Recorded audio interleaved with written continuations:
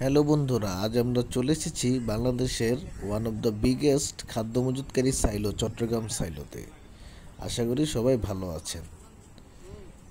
এটি এই সাইলো অফিসারের পরিষ্কার পরিচ্ছন্ন অফিস কক্ষ। আমরা এখন চট্টগ্রামের এই সাইলো সম্পর্কে কিছু জানার চেষ্টা করব।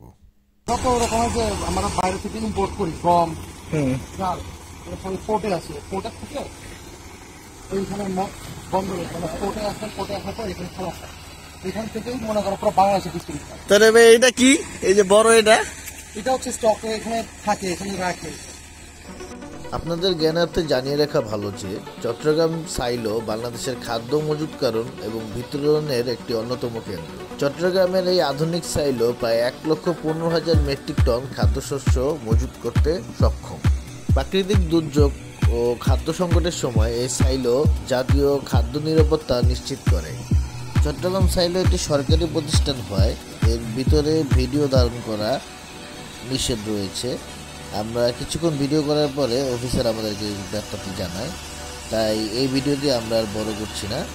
ভিডিওটি শেষ করার আগে চলুন ব্যাগিং হাউসটি একটু দেখে নিই। এই হচ্ছে ব্যাগিং হাউস, যেখানে খাদ্যশস্যগুলো বস্তা করা হয় এবং লোডিং করা হয় ট্রাকে ওঠানো। আজ এই পর্যন্তই। সবাই ভালো থাকবেন, সুস্থ থাকবেন। দেখা হবে অন্য কোনো জায়গায়, অন্য কোনো ভিডিওতে। সবাই মেরিন ম্যানের সাথে।